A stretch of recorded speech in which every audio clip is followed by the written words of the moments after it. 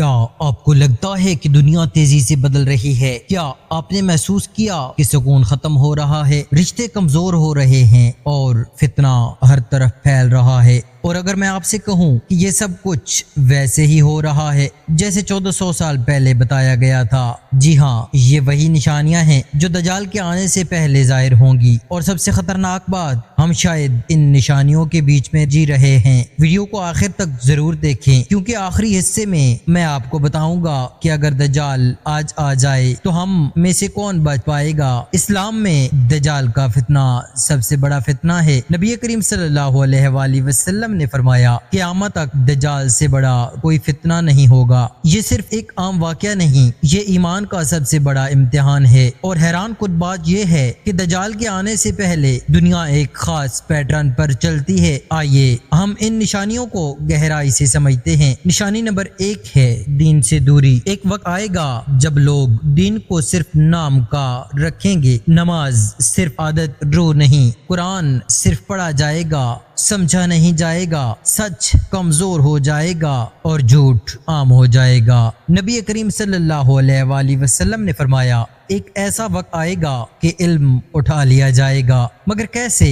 کتابیں تو موجود ہوں گی، مساجد بھی ہوں گی، لیکن سچے علماء کم ہو جائیں گے۔ آج ہم دیکھتے ہیں ہر شخص مفتی بنا ہوا ہے، سوشل میڈیا پر فتوے، دین کو اپنی مرضی سے سمجھنا۔ کیا یہ وہی وقت نہیں؟ سوچیں، اگر دین ہی کمزور ہو جائے تو دجال کے فتنے سے کون بچے گا؟ نشانی نمبر 2، جھوٹے لوگ اور فتنہ۔ دجال کے آنے سے پہلے چھوٹے چھوٹے دجال آئیں گے، جھوٹے لوگ جو حق کو بدل دیں گے۔ کچھ کہیں گے میں نبی ہوں، کچھ کہیں گے میں سچا رہنما ہوں، اور کچھ دین کے نام پر دھوکہ دیں گے۔ نبی کریم صلی اللہ علیہ وآلہ وسلم نے خبردار کیا کہ کئی جھوٹے مدعی آئیں گے۔ آج دین کو بزنس بنانا، لوگوں کے ایمان سے کھیلنا، یہ سب کیا ہے؟ یہ صرف اتفاق نہیں، یہ ایک تیاری ہے۔ اصل سوال یہ ہے، کیا ہم پہچان سکتے ہیں حق اور باطل کو؟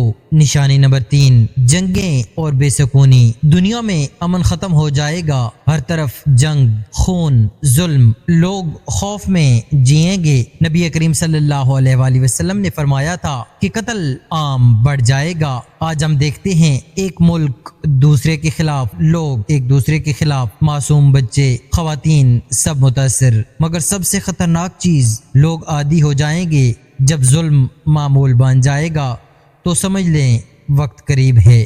نشانی نمبر 4 ہے مال زیادہ، سکون کم۔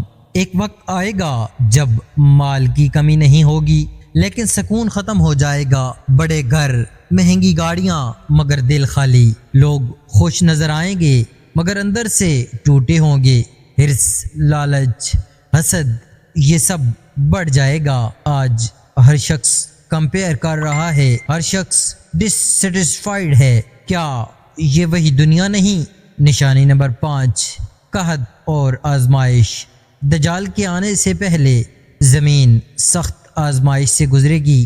بارش کم، فصلیں کم، بھوک زیادہ، لوگ ڈسپیریٹ ہو جائیں گے۔